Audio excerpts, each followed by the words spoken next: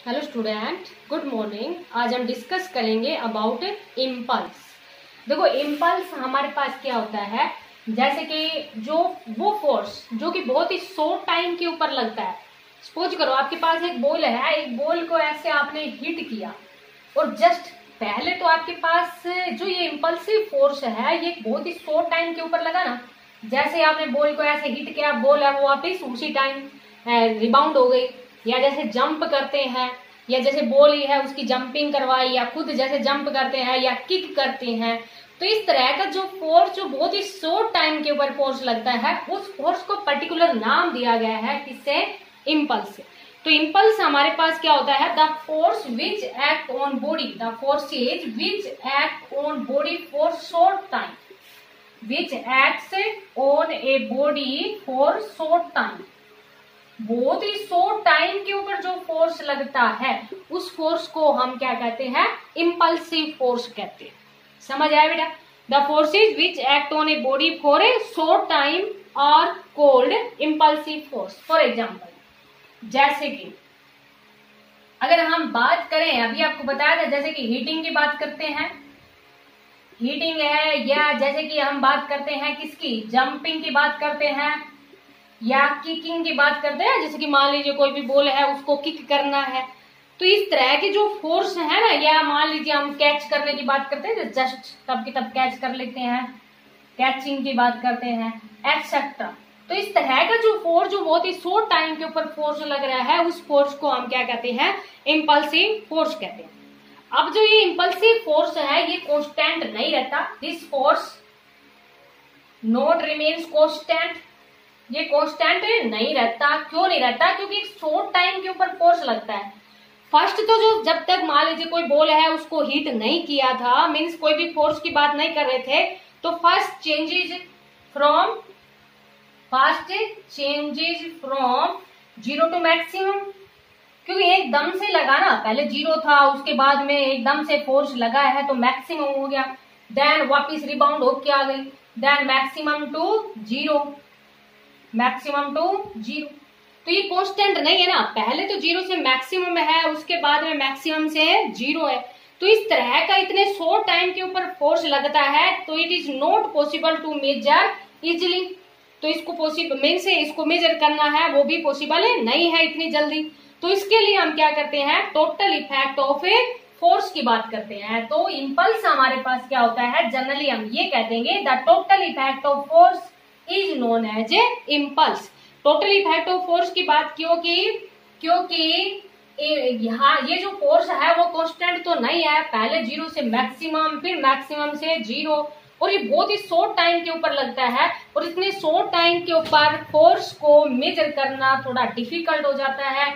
इसीलिए क्या करते हैं हम? टोटल इफेक्ट ऑफ फोर्स की बात कर लेते हैं। तो इसलिए ये कह देंगे impulse of a force is a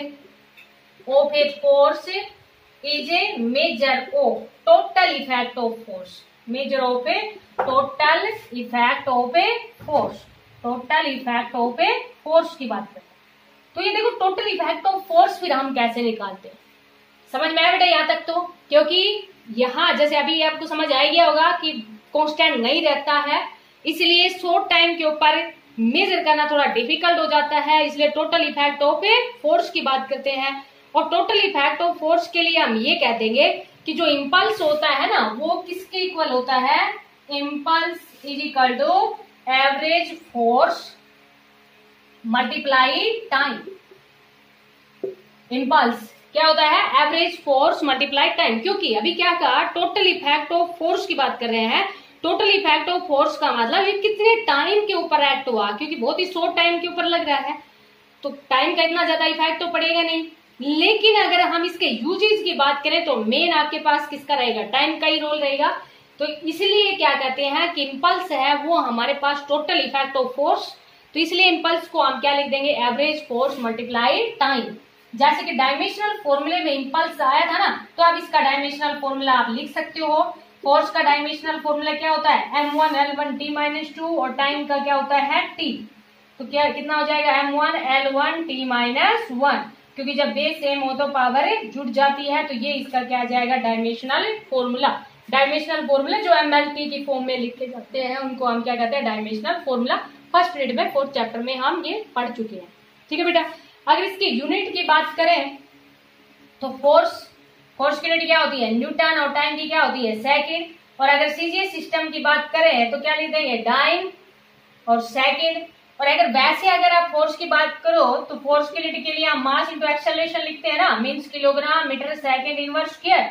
लेकिन एक टाइम आ चुका तो क्या कह देंगे, किलोग्राम मीटर सेकंड इनवर्स। और सीजीएस सिस्टम की बात करें तो क्या हो जाएगी, ग्राम सेंटीमीटर सेकंड इनवर्स। ये आप जानते हैं बेटा। ठीक है, अभी देखो हमने क्या कहा कि इंपल्स इज इक्वल टू क्या है, एवरेज फोर्स मल्टीप्लाई टाइम। अब ये शॉर्ट टाइम के ऊपर लगता है तो ये भी थोड़ा टिपिकल हो जाता है, इसलिए इसको थोड़ा और मॉडिफाई कर दिया। मींस इसके सेकंड फॉर्म में इंपल्स को क्या कह दिया, according to Newton second law. देखो इसी को ही हम क्या लिख देंगे, according to Newton second law. पढ़ चुके हो बेटा। न्यूटन के सेकंड लॉ के according force is equal to किसके इक्वल था, rate of change of momentum के था। Means rate of change of momentum है वो डायरेक्टली प्रोपोर्शनल टू फोर्स था, और प्रोपोर्शनलिटी को हटाने के लिए हमने किसका यूज किया था, कांस्टेंट का यूज किया था। तो F इज इक्वल टू कितना आ जाएगा, dp बाई dt आ जाएगा। तो देखो आप F dt is equal to dp, ये भी आपको समझ आ गया होगा, F dt is equal to dp। अब क्या करते हैं, टोटल निकालने के लिए, अभी आपको क्या कहा था, impulse is the total effect of force. और टोटल निकालने के लिए हम यूज करते हैं किसका बेटा, इंटीग्रेशन का। बता चुके हैं नहीं आपको, टोटल निकालने के लिए किसका यूज करते हैं, इंटीग्रेशन। तो क्या कर देंगे, इंटीग्रेटिंग बोथ साइड, दोनों तरफ क्या कर दिया, इंटीग्रेशन कर दिया। अब जब दोनों तरफ इंटीग्रेशन करते हैं, F dt is equal to dp। अब इंटीग्रेशन निकालने के लिए लिमिट चाहिए हमें इंटीग्रेशन के लिए। अब लिमिट के लिए स्टार्टिंग में जब टाइम, क्योंकि जीरो से मैक्सिमम से जीरो अभी कहा था आपको, तो जीरो से t, तो स्टार्टिंग में मोमेंटम है उसको क्या ले लेंगे, p1, और आफ्टर सम टाइम मोमेंटम को क्या ले लिया, p2। मोमेंटम आप जानते हैं, product of mass and velocity क्या कहते हैं, मोमेंटम, ये आपको पता ही है। तो p1 is the initial momentum at time t is equal to 0 and p2 is the final momentum at any time t। समझ आया बेटा। तो ये जब हम इसका इंटीग्रेशन करेंगे तो बहुत ही सिंपल है, समझ में आ गया होगा आपको, यहाँ तक तो रख करते हैं इसको।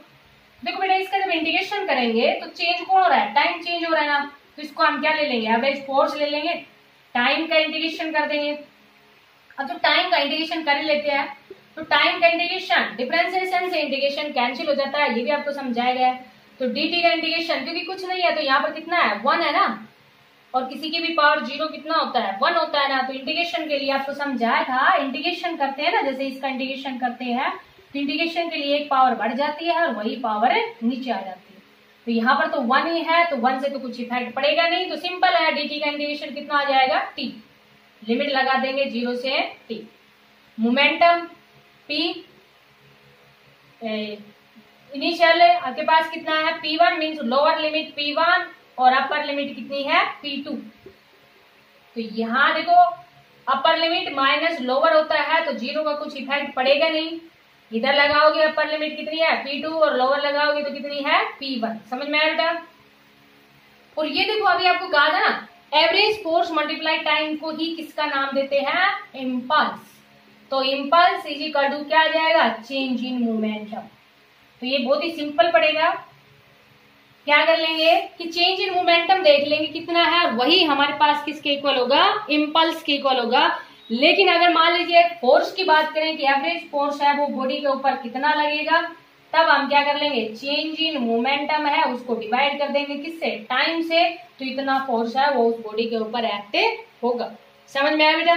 तो ये हमारे पास जो इम्पल्स है, इम्पल्स को क्या कहा था कि product of average force multiply time, और यही है इक्वल है किसके, it is equal to the total change in a linear momentum. Linear momentum means straight line, या जनरली क्या कह दोगे, मोमेंटम। तो इम्पल्स समझ में आया बेटा आपको।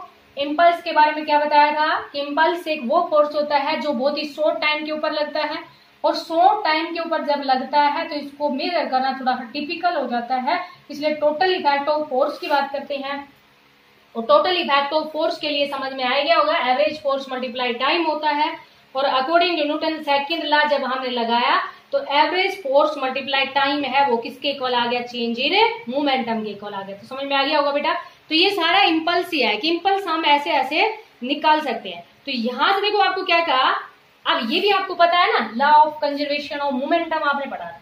तो law of conservation of momentum से आपने क्या पढ़ा था कि मोमेंटम रिमेन्स कंजर्व्ड, मीन जितना इनिशियल मोमेंटम उतना ही फाइनल मोमेंटम किसी बॉडी का, किसी बॉडी की बात कर रहे हैं ना। तो यहां से हम ये कह देंगे ना कि जैसे कि हमारे पास क्या था, एवरेज फोर्स मल्टीप्लाई टाइम है वो किसके इक्वल है, चेंज इन मोमेंटम के इक्वल है।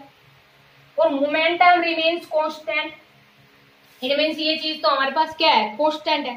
और जब कांस्टेंट है कोई भी ना तो उसको हम ऐसे भी लिख देंगे ना, जैसे कि मान लीजिए पहले फोर्स हम F1 ले लिया और टाइम कितना ले लिया T1, और बाद में फोर्स कितना ले लिया F2 और टाइम कितना ले लिया T2। तो ये वैल्यू हमारे पास क्या रहेगी, इक्वल रहेगी ना। इट मीन्स हमारे पास क्या रहेगा कि अगर हम ग्राफ की बात करें, देखो इस समझ में आ जाएगा आपको। जैसे कि मान लीजिए इधर तो हमने क्या ले लिया, एवरेज फोर्स ले लिया, इधर हमने क्या ले लिया, टाइम ले लिया। तो यहाँ देखो अगर मान लीजिए आपके पास क्या कहा कि ये वैल्यू दोनों इक्वल है, मीन्स कांस्टेंट है, इसके इक्वल है, ये कांस्टेंट के इक्वल है। तो सिंपल सी बात है, एक बॉडी के ऊपर आप फोर्स कम लगाओ, एक बॉडी के ऊपर फोर्स कम लगाओगे तो काफी देर बाद में रिबाउंड होके आएगी। एक बॉडी के ऊपर फोर्स काफी ज्यादा लगाओगे जस्ट फास्टली रिबाउंड होके आएगी। मीन्स अगर हम बात कर रहे हैं किसकी, हीटिंग की बात कर लेते हैं, तो मीन्स क्या समझ आया कि अगर फोर्स ज्यादा है तो टाइम क्या लग रहा है, कम। अगर फोर्स कम है तो टाइम में ज्यादा लग रहा है। तो इट मीन्स अगर फोर्स आपके पास ज्यादा है तो टाइम कम लगेगा, अगर फोर्स आपके पास कम है तो टाइम में ज्यादा लगेगा। समझ में आया बेटा, फोर्स अगर ज्यादा तो टाइम कम, अगर फोर्स कम तो टाइम में ज्यादा। क्योंकि ये जो प्रोडक्ट है ये चेंज इन मोमेंटम के इक्वल है और momentum remains constant. It means ये हमारे पास किसके इक्वल रहेगा, कांस्टेंट के इक्वल रहेगा। मीन्स हम यहाँ से ये कह देंगे कि given change in linear momentum है ना, बाय अप्लाइंग ए फोर्स, तो larger force for smaller time and smaller force for a larger time, और ये वैल्यू हमारे पास कैसे रहेगी, कांस्टेंट। तो ये है हमारे पास किसके बारे में, इम्पल्स के बारे में। तो इसमें अगर मान लीजिए जैसे आपके पास कोई भी न्यूमेरिकल आता है तो न्यूमेरिकल के लिए आपको मतलब कि जैसे कि चेंज इन मोमेंटम दे रखा है तो चेंज इन मोमेंटम वाला फॉर्मूला लगा दोगे, चेंज इन मोमेंटम वाला नहीं दे रखा, अगर आपके पास जैसे कि यही है कि टाइम भी दे रखा है और एक्सेलरेशन दे रखा है, मास दे रखा है, तो फिर आप पहले फोर्स निकालोगे मास इंटू एक्सेलरेशन से, फिर आप टाइम से मल्टीप्लाई करोगे। या इसके न्यूमेरिकल है वो हम नेक्स्ट वीडियो में डिस्कस कर लेंगे। तो ये था आपके पास है इम्पल्स, तो इसको आप अच्छे से अंडरस्टैंड करना। Thank you, have a nice day.